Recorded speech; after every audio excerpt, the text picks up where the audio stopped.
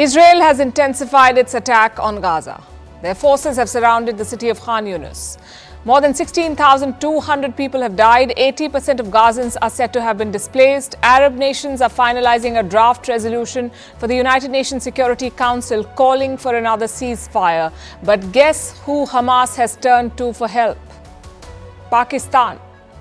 The Hamas chief says brave Pakistan can make Israel back off. It's not a joke. We'll tell you all about the Hamas-Pakistan nexus and why Islamabad's support has been lukewarm this time. Meanwhile, American support to Israel may be dwindling, all thanks to the presidential election that Joe Biden has to fight next year. We'll explain. In China, the economy is in very bad shape. The yuan is struggling and the IMF says their local government debt could be as high as $11 trillion. Also, how coffee giant Starbucks has lost $11 billion due to politics. What message India has sent to the generals of Myanmar. How the Republican presidential debate in America has turned into a shouting match. Why Barbados wants the UK to pay them $4.9 trillion. How a new oil war is brewing in South America and a French law that says roosters have the right to crow. All this and more coming up. The headlines first. Days after the US claimed an Indian link to a foiled plot to kill a Khalistani terrorist, New Delhi forms an inquiry committee. Canada has made similar allegations, but External Affairs Minister S. Jaishankar says no evidence has been provided by Ottawa. A huge blast at an explosives depot in Seychelles has left more than 60 people injured. The president declares a state of emergency. The blast in Mahe, the largest island in the Indian Ocean nation, also brought down buildings. Russia to hold its presidential election on the 17th of March next year. President Vladimir Putin is expected to win a fifth term in office. Since 1999, Putin has been in power, either as president or prime minister. Voting is also planned in Ukraine's Luhansk, Donetsk, Kherson and Zaporizhia, which Russia annexed. Azerbaijan's leader Ilham Aliyev calls for a snap presidential vote on the 7th of February. In September, Azerbaijan recaptured Nagorno-Karabakh from Armenian separatists. Since then, the president's popularity has been soaring. Elections were previously scheduled for 2025. Turkish President Erdogan promises a new era in relations with historic rival Greece. Erdogan is on his first official visit to Athens since 2017. Both countries have long-standing territorial disputes in the Aegean Sea, but since February, ties have improved. And Luis Rubiales is back in the news for kissing again. He has now been accused of forcefully kissing an English football player. This was at the same ceremony where he kissed Spain's Jenny Hermoso without her consent. After this, Rubiales was forced to resign as the president of the Spanish Football Association.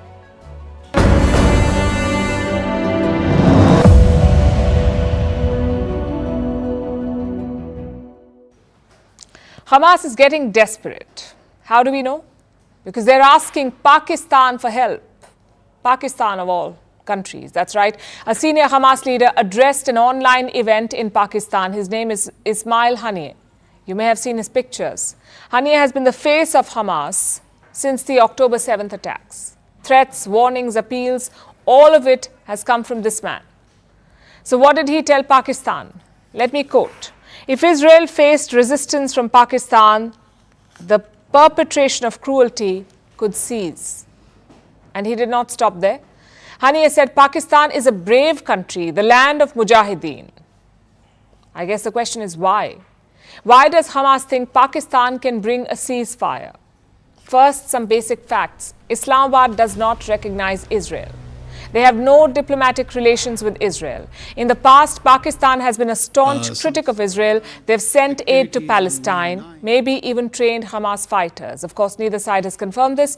But in 2021, a Pakistani senator blew the whistle. He said Islamabad used to train the Hamas. Plus, the Pakistani people are in full support of them.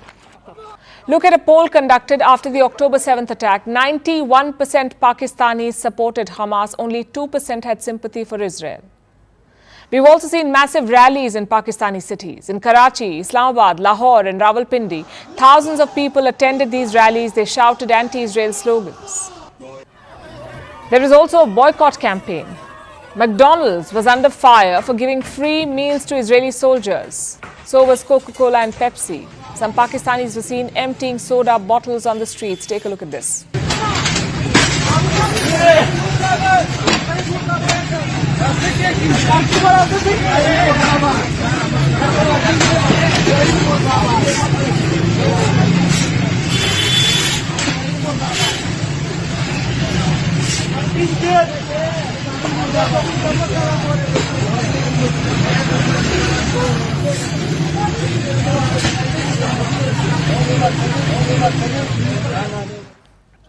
On paper, Pakistan's support counts. It is home to 240 million Muslims.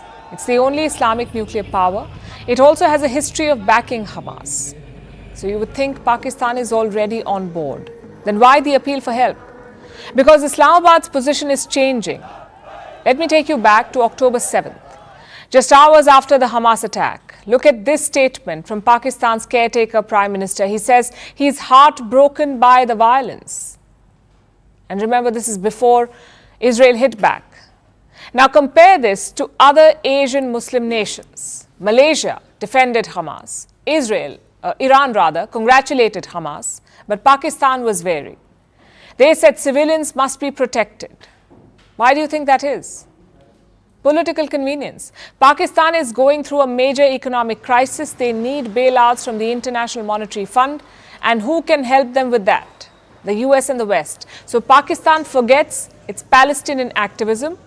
And this has happened before. In 1970, Jordan fought a war with Palestinian armed groups. They were hijacking planes, even plotting to oust the ruling dynasty. So the Jordanian king put his foot down, and advising him was a Pakistani military officer, Zia-ul Haq, the man who later became dictator. Many Palestinians remember his role vividly. They call him the butcher. So my point is, Pakistan's support for Palestine is not based on ideology or even religious brotherhood. It is based on convenience. And right now, it is convenient for Pakistan to be silent, to not criticize Israel too much. Having said that, not everyone in Pakistan feels that way. Like I said, the public is pro-Palestine, and Islamist parties are capitalizing on that. Like the JUIF, the Jamaat-e-Ulema-e-Islam Fazl. Its leader traveled to Doha last month. He met Hamas leaders and expressed solidarity with them. Another example is the Jamaat-e-Islami. Their chief also visited Doha last month. He met the top Hamas leadership. So there are two forces in Pakistan, both moving in the opposite directions. One is the Islamist parties cozying up to Hamas. The second is the establishment, which can swing either way, which is why Hamas is appealing to Pakistan. They need all the help they can get. But frankly, don't expect much. In October, Pakistan's army chief spoke about the crisis in West Asia, and guess what he said? He promised his full moral support for Palestine. But against Israeli rockets, moral support is as good as nothing.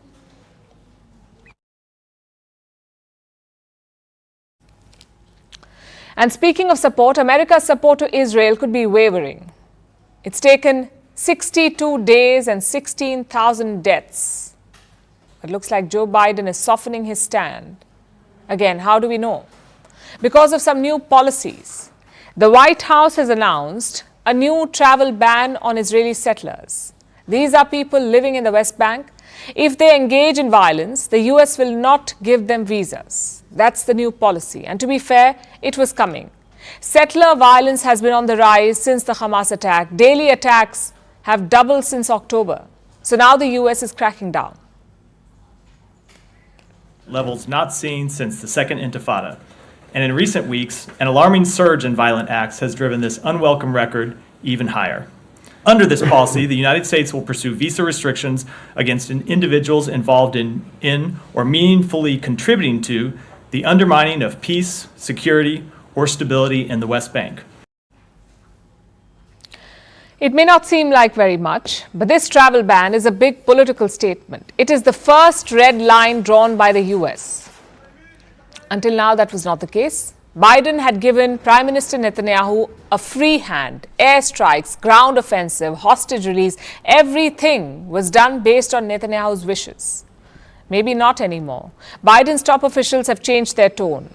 Like Pentagon Chief Lloyd Austin, he spoke at a military conference this week. Listen to his message for Israel.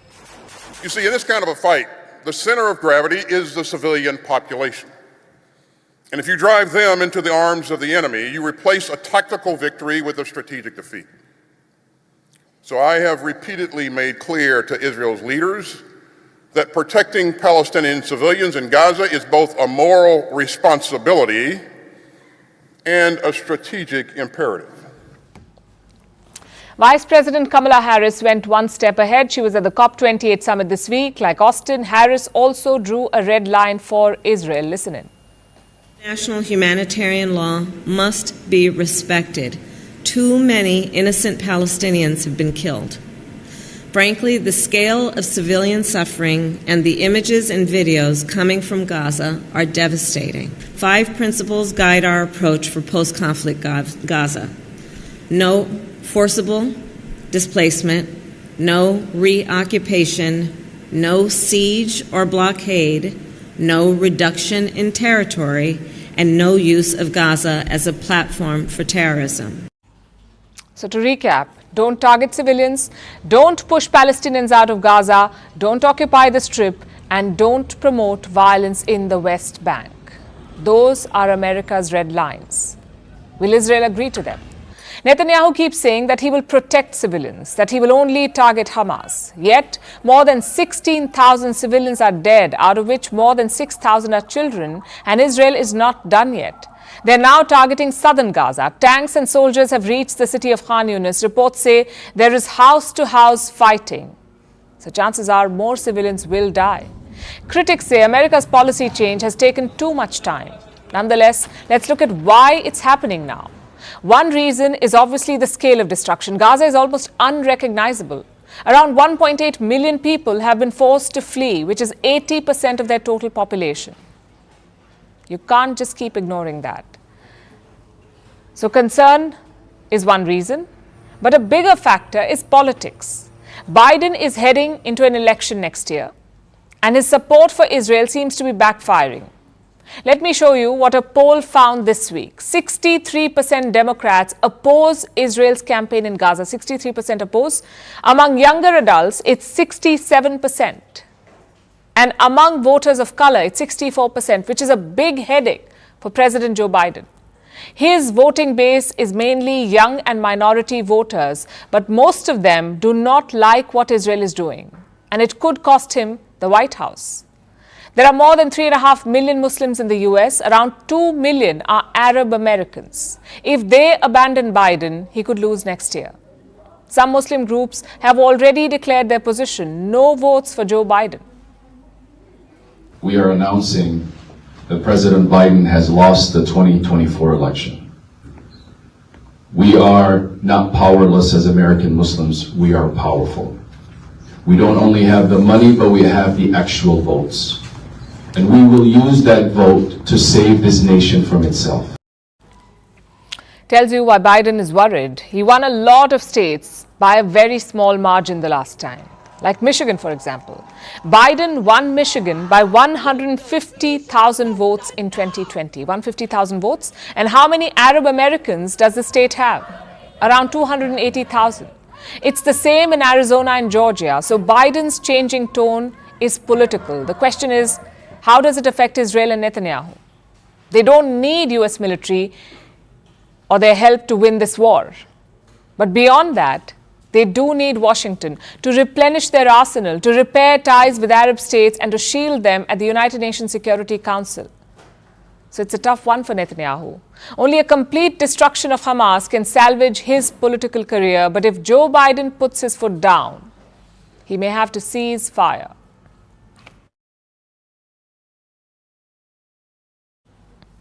And now let's talk about China. A tsunami has hit the Chinese economy. It came in the form of a report, an assessment from ratings agency Moody's. They've downgraded China, and now Beijing is trying to downplay it. The fundamentals of China's long-term economic growth have not and will not change. We are confident and capable of achieving long-term stable development. The verbal attacks did not help. The report proved to be devastating. Investors are making a beeline to exit China. Today, Hong Kong witnessed a mass sell-off. Companies in the Hang Seng Index are taking a beating. They're approaching a 13-month low. I think sentiment has been extremely fragile over the past 3 years. And we see investors reacting quite strongly to any negative headline. So you saw equity markets in particular correcting very strongly. The yuan too is having a tough time. For 2 days now, its value has been falling. Beijing was forced to make an intervention. China's state-owned banks were asked to step up and defend the yuan. They're selling US dollars from their reserves and buying the yuan from foreign exchanges. And they've been doing this for the past 2 days. Today, China released export data from the month of November, and for the first time in 6 months, Chinese exports have grown. But this is one good headline amid a deluge of bad news. The Moody's report is an indictment. It confirms what experts have always known. China's economy faces fundamental problems. It's a bit like long COVID. There is a lingering illness. The symptoms are stubborn and they're not going away. The available cures are not working. Plus, there is the issue of trust. Reports say before releasing this latest assessment, Moody's officials sent a message to their staff. Their employees working in China, they got a message. They were asked to work from home, to not show up in office. Why? Apparently, Moody's was afraid of a government backlash. As it is, foreign companies face harassment in China. An adverse report on the Chinese economy would make them more vulnerable. In recent months, Chinese authorities have raided them and detained their staff. And which companies have been targeted? It's a long list, including names like Foxconn, Capvision, Brain & Company, and the Mintz Group. China has raided all of them. Now, Moody's is afraid it could be next. But what explains this intensifying scrutiny? What's driving these raids and detentions in China? Beijing wants to muzzle the critics, stop accurate data from flowing out, and control the narrative on their economy. That's classic China for you. When confronted with criticism, they crack down. On most occasions, the strategy works, but this time, it's not working. The crackdown came too late. The cat is out of the bag. There is a cash crunch across the board, starting with the government itself. Chinese cities and provinces owe trillions of dollars in debt, and they're struggling to service this debt. We've talked about this before, and now there is fresh data. Data about the size of Chinese government debt. How much do China's local governments owe? Anywhere between $7 to $11 trillion. That's the estimate of the International Monetary Fund and Wall Street banks, up to $11 trillion of debt. A significant chunk of these loans are risky, and the value of this debt is anywhere between $400 and $800 billion. We do not have exact figures because China is not transparent with data. So these are estimates. These loans are classified as high risk, meaning local governments may struggle to repay them. They may even default. So there is a significant debt burden and a shortage of cash. How would you respond to a situation like this? You don't have to be a financial expert. All you need is common sense. Cut expenses, raise earnings, and try to renegotiate the terms of your debt. That's what most people and most countries would do. Not China, though. When China faces a financial crunch, it responds by issuing more debt. And that's what local governments in China are doing. This year, they have sold a record number of special bonds. Do you know how much money they raised? More than $21 billion and counting. And this money is to save multiple small and medium banks, the ones under strain, the ones running low on cash. There are very many of them. So Chinese officials are raising funds and using new loans to recapitalize banks. Last month, some state-owned banks raised money too. Reports say there was a liquidity squeeze. Banks needed more money to service short-term obligations.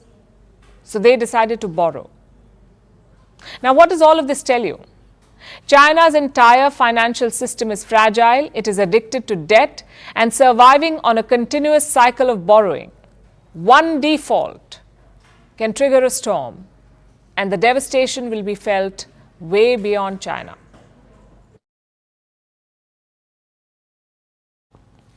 Our next story features Starbucks. The coffee giant has a big problem. In their language, a grande problem.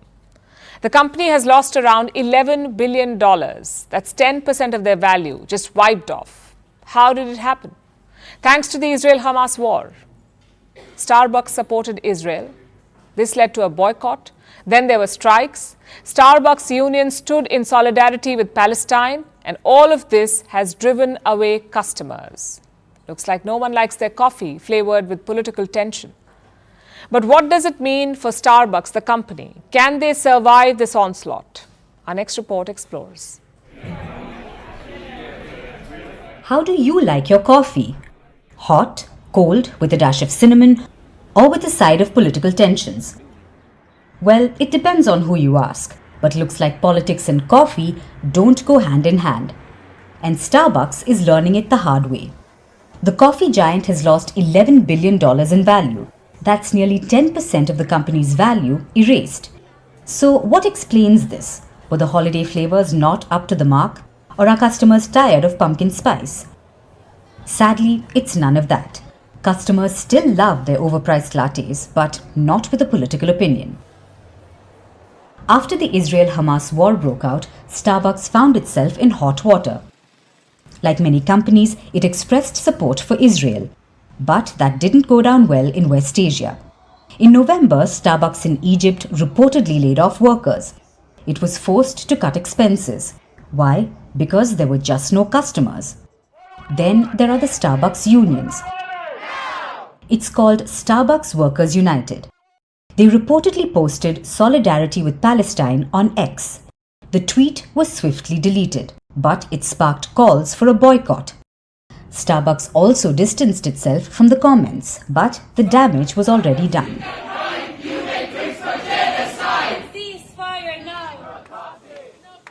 Then came the strikes. Starbucks workers are unhappy with their jobs. They feel they're underpaid, understaffed, and don't have enough rights.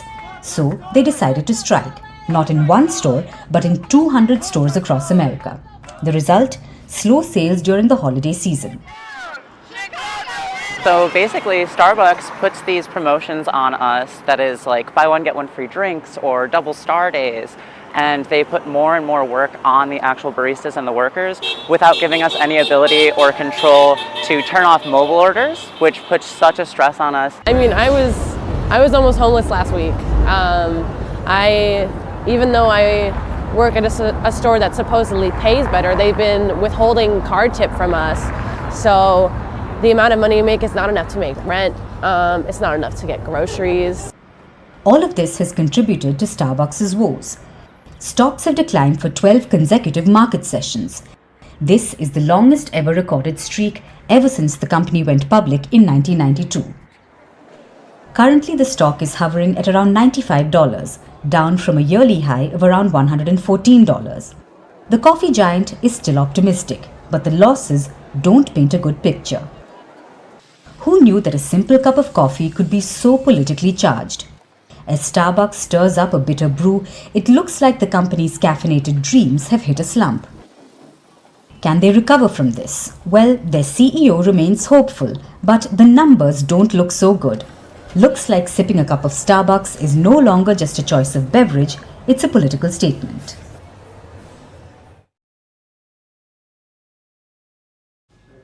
Now let's talk about Myanmar. The junta is losing ground to rebel groups. Fighting has been going on for weeks now, and India is trying to contain the crisis.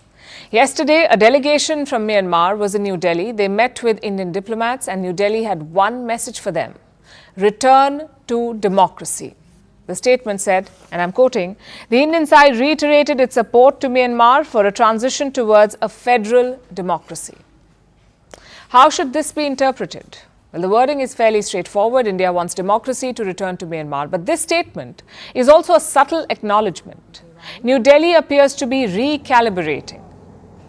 You see, 2 years back, there was a coup in Myanmar. The elected leader, Aung San Suu Kyi, lost power. The West slammed and sanctioned the generals, but India did not. India showed patience, perhaps hoping that the generals would restore democracy. Also remember, India has a long border with Myanmar. It also has major strategic investments in Myanmar. So New Delhi tried to make the best of a bad situation. And that meant engaging with the coup leaders. But now there seems to be a shift. The junta is losing control of military bases and with them, their authority to govern. So India is preparing for yet another change, potentially a future without these generals. And it is quite likely. The rebels are growing stronger.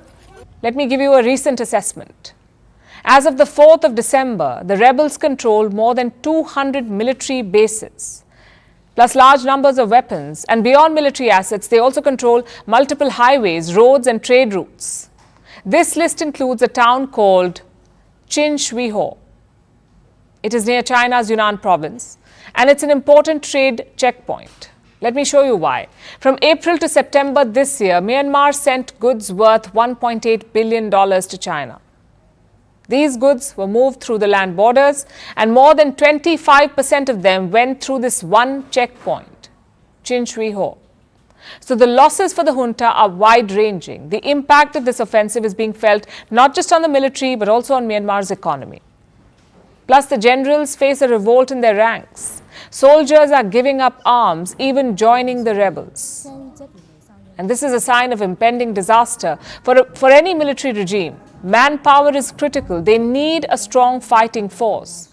It legitimizes the authority of the generals. It enables them to enforce their decisions, and it helps them keep power. But Myanmar's military is rotting from within, and this decline started long ago, well before the rebel offensive. In the month of May, an assessment exposed the rot. Over the course of several months, Myanmar's military had lost some 21,000 service members. 21,000 had left. And 3 reasons were given behind these losses: killed in action, desertions, or defections. In recent weeks, the losses have increased. The rebel forces have released many videos. They show soldiers from Myanmar's military surrendering. Now, we don't have a confirmed number, but reports say hundreds of soldiers have switched sides. Some even tried to cross into India. Since the beginning of this offensive, India has sent back more than 70 soldiers of the Myanmar army. They entered India after rebels took over their posts. So the generals are in a tough spot, losing control over bases, over trade routes, and over troops. Perhaps the reason why they want to negotiate now. The junta chief has made an outreach calling for a political solution. But the rebels may not agree. They have the upper hand at this point, and they will not give up their gains so easily. Where does all of this leave India? With a 1,600-kilometer-long border with Myanmar, the risk of the conflict spilling over, and uncertainty over Indian investments, like the Kaladan Transport Project. It connects India's northeast to Myanmar. And the India-Myanmar-Thailand Highway. India gives a lot of development assistance to this country. The value of these projects is almost $2 billion. And out of this, $1.25 billion is in the form of grants. To unlock the full potential of these projects, India needs stability in Myanmar. But the current situation is the opposite of stable. And after yesterday's events, one thing is quite clear: New Delhi will not be a passive observer.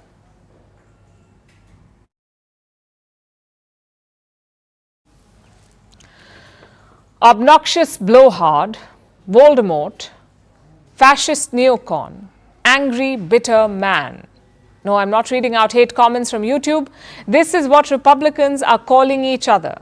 Republicans who want to become America's next president. This is their language. Yesterday was the final Republican presidential debate of 2023. It started with a full stage, but now there are only 4 left. 2 of them know they will not make it to the next one, so the knives were out. But even then, it was a no-show from Donald Trump. He missed 3 debates before, and this time too, he did not care for it. Our next report tells you why. And then there were 4. Former UN Ambassador Nikki Haley, Florida Governor Ron DeSantis, tech billionaire Vivek Ramaswamy, and former New Jersey Governor Chris Christie. It was time for the final Republican debate of 2023, a debate for Republicans to choose their candidate. Instead, it was a shouting fest, fiery exchanges, obnoxious comments, and the shadow of Donald Trump looming over the 4. Donald Trump missed this debate, like he's missed every other Republican debate. But that doesn't seem to bother him because he's far, far ahead in the polls. However, for the others, it's a huge problem. This makes the debates just another fleeting watch. No Trump equals to less viewership. So these candidates must scramble for the attention of the viewers. They have to prove they're just as engaging, which explains the exchanges at the News Nation debate. The only person more fascist than the Biden regime now is Nikki Haley, who thinks the government should identify every one of those individuals with an ID. That is not freedom, that is fascism, and she should come nowhere near the levers of power, let alone the White House. Let me tell you something. This is the fourth debate that you would be voted in the first 20 minutes as the most obnoxious blowhard in America. So shut up for a little while.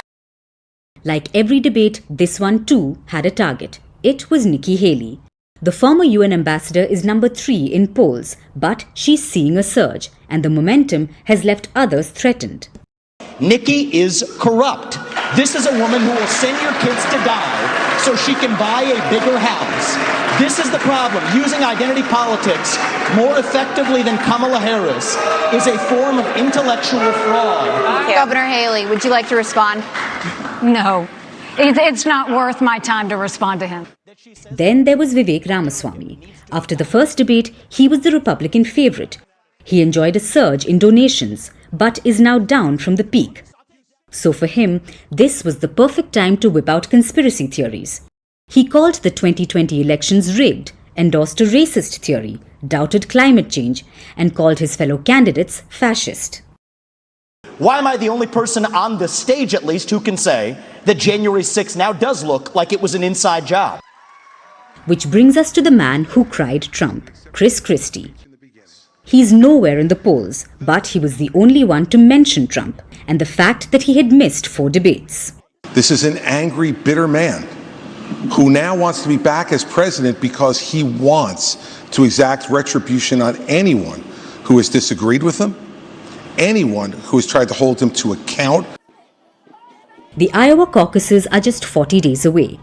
That's where Republicans will choose their president. By the looks of it, it will be Donald Trump. He's leading in the polls, a historically large lead at that. His polling has only gone from strength to strength, which explains why he skipped the debates. Why share the stage with distant rivals when you can just make speeches and get votes?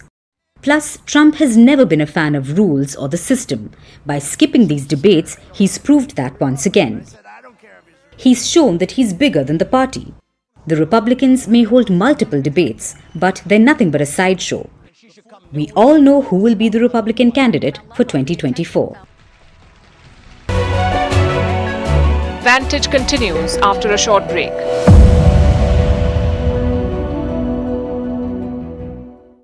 After that, nobody has come. So water is coming from the lake side and still it is flowing. We are standing in the more than 2 feet waters. Nobody has taken any step. We are seeing our house is flooded with water. So we are staying on the first floor. So nobody, electricity is totally cut. So all the posts, current posts all fell down. So no power supply, no drinking water, everything, nothing, we are not having anything. So we are very helpless. The government has to take some steps to help our families in the street. So they have to take the state government or any organization, they have to come forward for us to help us. See, this will continue for another 3 or 4 days, the water flowing. The water flowing has to be stopped, and the canal water is flowing like a pump waters. So nobody has taken, nobody has visited this place. Except this, our area is very, very damaged and very worst condition. Somebody has to do something. Please do the help, sir. Your name, sir? My name is Tirunaugar, sir. 32 Srinivasa Nagar, 2nd Street, Alapaka Road, Madurai, Chennai, 95.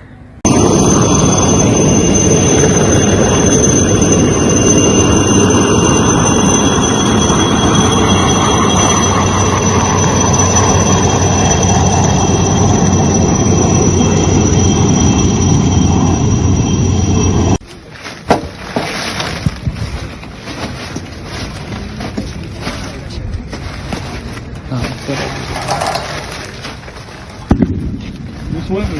441 aircraft है ना वो नहीं रखा हुआ है SOP की और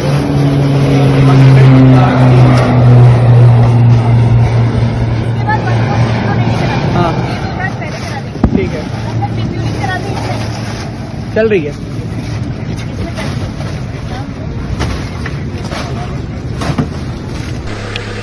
तो तन्नी का वीडियो रहेंगे वो तन्नी क्यों ना हाँ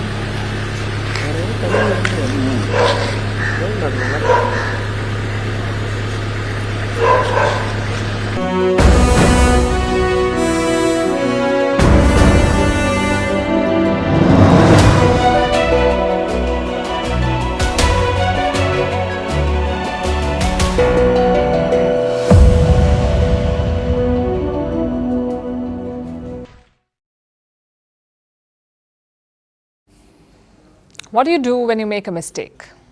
You apologize, that's the first thing.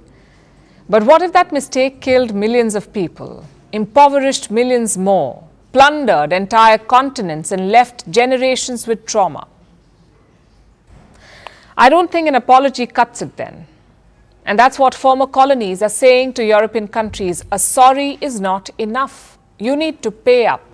And leading that charge is Barbados. Their Prime Minister is in the UK right now. Her name is Mia Mottley. And I must say, she's done her homework. She did not just make an appeal for reparations, she came with an exact figure. $4.9 trillion. That's how much she wants European countries to pay Barbados, $4.9 trillion. Most of it is for slavery. Around 450,000 slaves were trafficked to Barbados. Only 375,000 made it alive. And the rest, they died at sea. Around 30,000 slaves died working on the plantations. They died working for European powers. So Barbados wants the UK to pay up. But where did the 4.9 trillion come from? A report published by the Brattle Group. It's a consulting company based in the US. It specializes in complex calculations like how much do European countries owe for slavery? The numbers will surprise you. The UK owes $24 trillion to 14 countries. Barbados is one of them, $24 trillion for the UK. Spain, $17 trillion. France, $9 trillion. And the Netherlands, $4.8 trillion. Now, these numbers may sound like a lot. 24 trillion is 8 times the UK's national GDP. 17 trillion is 12 times the Spanish GDP. So how can these claims be realistic? Well, the Barbados Prime Minister has an answer. She says, don't take them out of context. This wealth was accumulated over decades and centuries. If you think like that, the numbers are small. And we agree. Here in India, colonial reparations are a hot topic. A couple of years back, the foreign minister also spoke about it. He said Britain looted $45 trillion from India. Imagine that, $45 trillion taken away. That's 13 times India's current GDP. And colonialism does not just take away money. It takes away confidence, it takes away time, and it takes away self-respect. Sometimes it can take decades to regain those. So if anything, 45 trillion is too less. Now coming back to Barbados, their Prime Minister took charge in 2018 and since then she's been campaigning for reparations. She's also hosted a summit in July this year, a summit for reparations. A number of African and Caribbean nations attended the summit. They agreed on the demand for reparations. And last month they followed up on it. The African Union and Caribbean nations created a joint fund. We're talking about 75 countries in total. They've asked European nations to pour money into this fund. Do not expect anyone to actually do it. Most former colonial powers use the same strategy. They will admit that colonialism was wrong. They will say it was a mistake. But they won't do the two things that really matter. Apologize and pay. They don't do it. Just look at Britain. King Charles was supposed to be the progressive king. Last year, he gave a landmark speech at the Commonwealth meeting. He said, it's time to acknowledge the impact of slavery. And that speech is what spurred Barbados. Their Prime Minister thought apology and reparations would follow. Well, she was wrong. Charles is yet to apologize. So is his Prime Minister, Rishi Sunak. I want to ask the Prime Minister today if he will do what Bernie Grant asked all those years ago, what I have asked and what countless others have asked since, and offer a full and meaningful apology for our country's role in slavery and colonialism and commit to reparatory justice. No, Mr. Speaker. What I think our focus should now be on doing is, of course, understanding our history in all its parts, not running away from it, but right now making sure that we have a society which is inclusive and tolerant of people from all backgrounds. That's something that we on this House, our side of the House, are committed to doing and will continue to deliver, but trying to unpick our history is not the right way forward and is not something that we will focus our energies on. Do you see the problem? They can't even apologize for their crimes. How can we expect them to pay trillions of dollars? As things stand, it's impossible, which is why former colonies are moving on themselves, including Barbados. In 2021, they parted ways with the monarchy. Barbados declared itself a republic. Antigua and Barbuda are doing the same. Their government has announced a referendum. Chances are the people will reject the British monarchy. And this process will continue. Younger generations will demand a reset. But that alone does not acquit these European powers. They're all democracies. All of them talk about the rule of law. Well, it's time to walk the talk, we say. You committed a crime all those years back, but the victims are yet to be compensated and the culprits yet to be punished.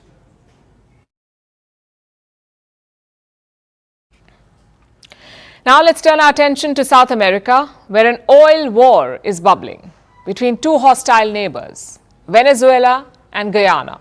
Tensions are on the rise, mostly thanks to this man, Nicolas Maduro, the president of Venezuela. He wants to take over a part of Guyana, in fact, 2/3 of the country.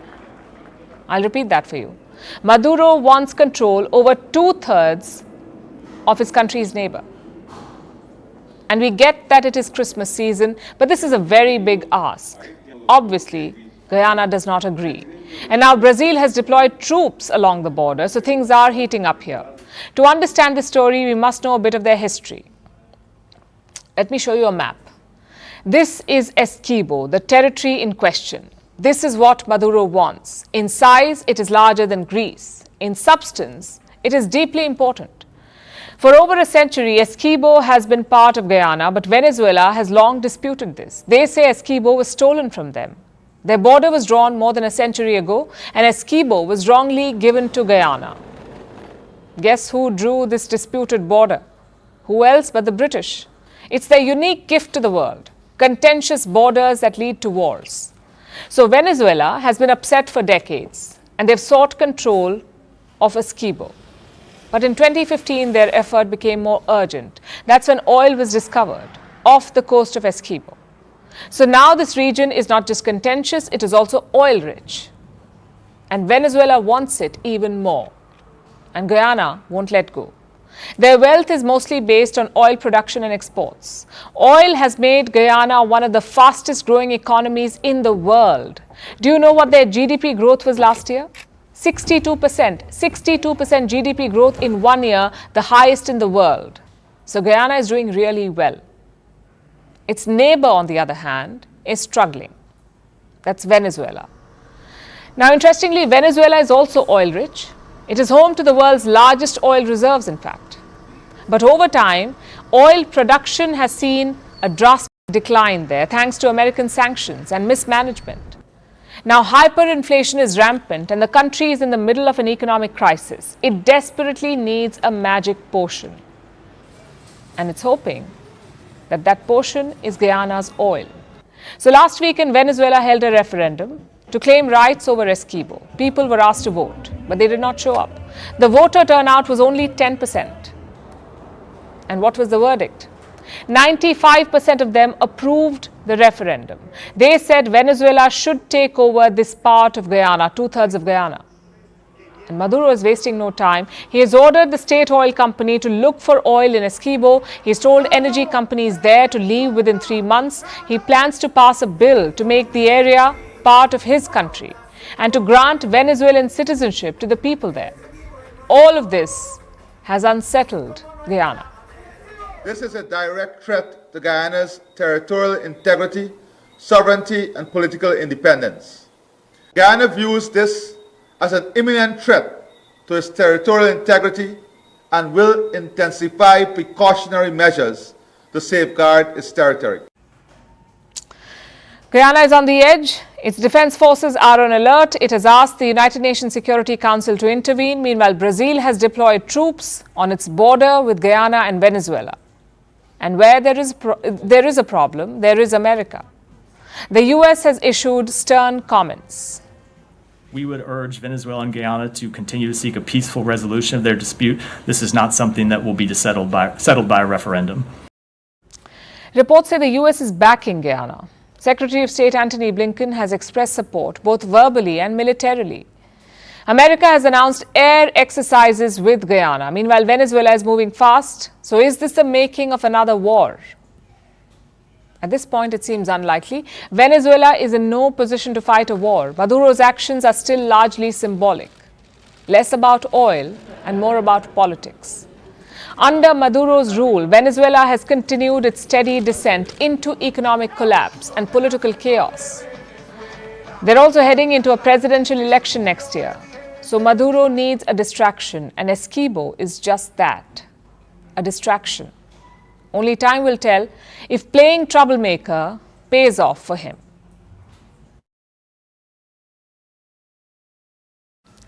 From one conflict, let's move to another. And this is not a battle for oil or a war over land. It is about sensory overload. From crowing roosters to rumbling tractors, even the smell of manure wafting from a stable. In a French countryside, this is the standard sensory landscape. And the city dwellers despise it. It has led to regular squabbles, high-profile disputes, and nearly 500 farmers currently facing lawsuits, 500 cases. So now the French Parliament has passed a new law which makes it difficult for people to file complaints against farmers and their animals. You could say it's a law that gives roosters the right to crow. Here's a report. Crowing roosters, croaking frogs, bleating sheep, braying donkeys. The smell of manure, the rumble of tractors. Don't worry, we aren't going to break into a rap on the farm life. This is simply an ode to the countryside, courtesy France. The country is on a mission to protect the perennial sounds and smells of its rural areas. The French Parliament has passed a new law to limit conflicts between neighbours, preserve the sensory heritage of the countryside, and give more protection to farms. Here's why. France has a long history of conflict in its rural areas between newly arrived residents from cities and the OG countryside residents. The city slickers have a bunch of complaints. The roosters are too loud. The frogs are one too many. The smell of manure is too much to bear. This has led to regular neighborhood spats and widely publicized high-profile legal cases. In fact, nearly 500 farmers are currently facing lawsuits from neighbors over smells and sounds coming from their farms. My ducks make noise and this bothers the neighbor. He is going to court. This is ridiculous. This will stop 15 days from now when I slaughter the ducks. In Dordogne, a court ordered a couple to drain their pond after neighbors complained about incessant frog croaking. In Alsace, a court ruled that a horse had to stay at least 50 feet from the neighboring property after people complained about smelly droppings. In Le Bousseau, tourists complained about the singing of cicadas. The mayor responded by installing a 6-foot statue of one. But perhaps the noisiest bird of them all was Maurice, a rooster in a French town. His owner was sued by neighbors because he crowed too loudly. This turned into quite the circus. Politicians got involved. Petitioners rushed to the rooster's defense. They must stop filing lawsuits over nothing. The noises in the countryside are normal.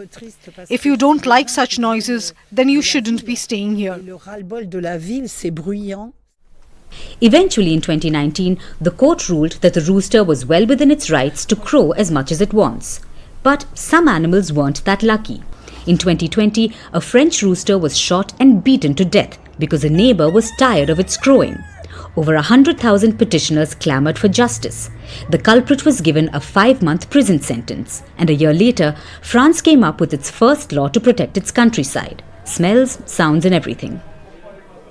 But this didn't cut it, so the government has bolstered it further. Now, the new law is broader. It says that no resident can challenge the activity of farmers who were operating there before the complainant arrived. So, with the new law, the neo-rural residents will no longer find it easy to file complaints. In fact, the Justice Minister called such complaints abusive. And many people agree. After all, rural areas aren't just sceneries. They aren't just ideal backdrops for Instagram posts. The countryside comes with its sounds, smells, practices and creatures. So now the roosters can crow on with the law behind them. As for the neo-rurals, it seems the chickens have come home to roost. Vantage continues after a short break.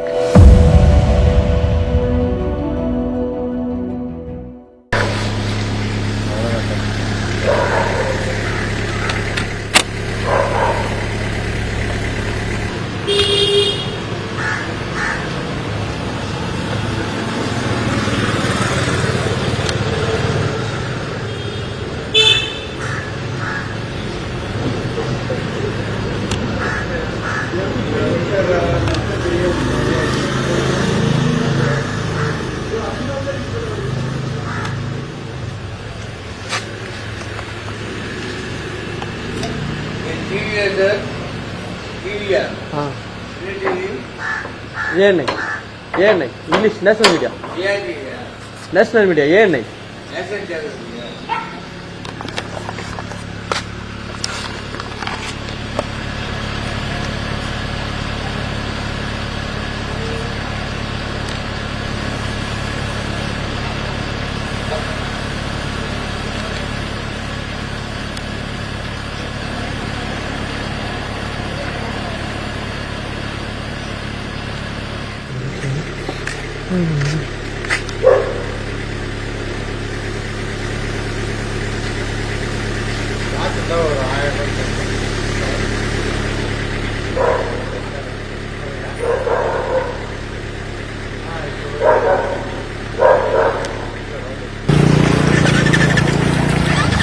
Hello, ji server 4 from Chennai. Yeah, water lagi.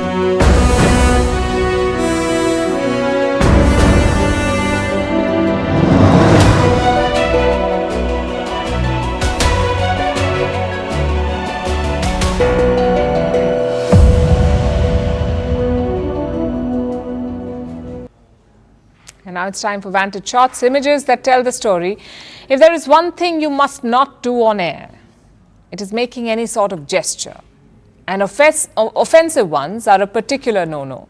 I guess no one warned this BBC anchor. You have to see what she ended up doing on air.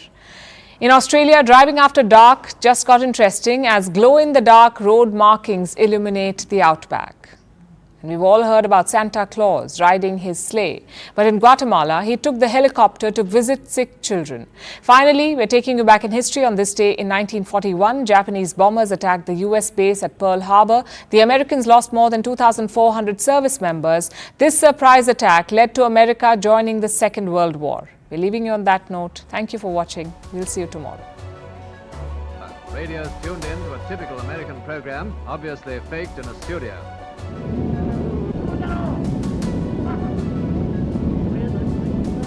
Propaganda scenes of the attack itself, filmed on a miniature studio set of Pearl Harbor with carefully posed shots of the heroes of the hour. But these very obvious battleship models shouldn't have fooled anybody.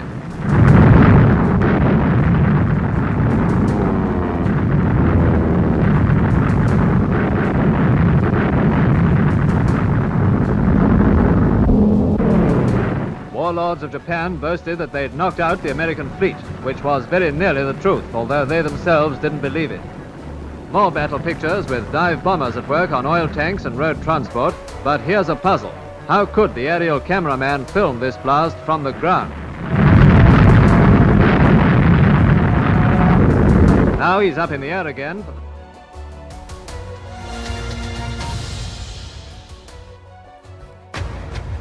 Live from London, this is BBC News. Britain's former Prime Minister Boris Johnson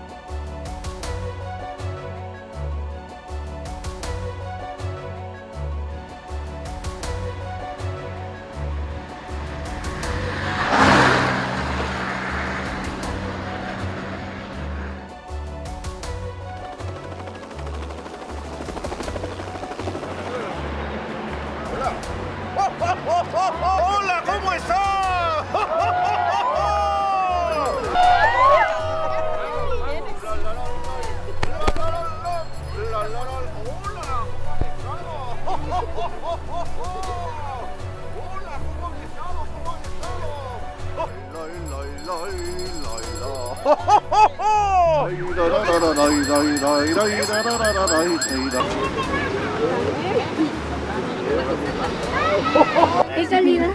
El que le tocó. Eso.